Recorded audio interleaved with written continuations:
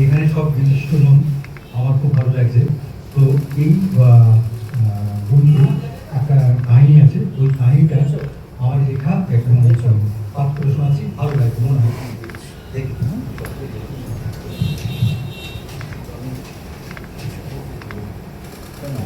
লেখাটার নাম মিলন হবে কতদিন। স্মরণে কোনো কাহিনী আমি। সেদিন বসন্তের বিকেলে অদ্ভুত এক আলো ছিল, আকাশে নরম রোদ, বাতাসে শিমুল পলাশের সেই চেনা গন্ধ। অজয় হাঁটতে হাঁটতে মনে হচ্ছিল সময়টা কেন এত ধীরে বইছে। ঠিক এই সময় দূরে এক বাবু গাইছিলেন, একজনায় ছবি আঁকে এক মনে ওরে মন, আর একজনায় বসে বসে রং মাখে ওরে মন। সেই ছবি কানে নষ্ট করে কঞ্জনা কঞ্জনা, সেই ছবি কানে নষ্ট করে কঞ্জনা কঞ্জনা। তোমার ঘরে বসত করে কয়জনা মন জানো না, তোমার ঘরে বসত করে কয়জনা।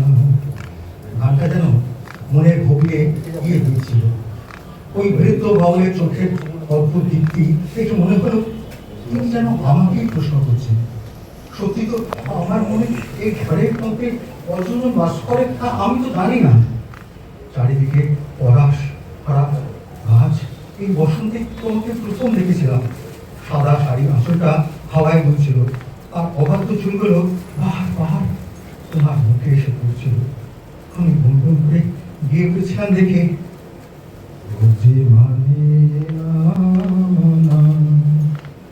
আখি ফিরাইলে বলে না না না, বুঝে মানে না। তোমাকে দেখে মনে হয়েছিল এই যেন বসন্তরই আর এক রূপ। তোমাকে দেখার জন্য অকারণে কতবার এই পথে দেখেছি, নদীর ঘাটে মেলা ফিরে, শুধু একবার একবার সেই শান্ত ভাষাটা দেখার আশায়। আমাদের প্রথম কথা হয়েছিল ঠিক এই বটগাছটা নিচে। আমি কি বলবো বুঝতে না করে বলেছিলাম, আর বসন্ত আকাশে বসে তো ভালো লাগছে না। তুমি হেসে বলেছিলে বসন্তের বাতাস তো। একদিন বলে তোমরা অন্য শহরে চলে যাবে। সেই সন্ধ্যায় আমি বলেছিলাম তুমি তো আর আসবে না। তুমি বলেছিলে মানুষ কি কখনো সত্যি সত্যি মনের মানুষকে ছেড়ে চলে যায়? আমি উত্তর দিতে পারিনি।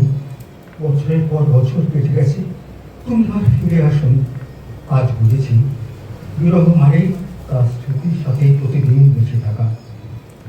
তার থমকে দাঁড়িয়ে বাউল ঠাকুর উনি আমার দিকে তাকে হাসলেন, বললেন, হ্যাঁ যাকে শুনছ সে তো তোমার ভেতরেই আছে গো, ডুব দাও ডুব দাও।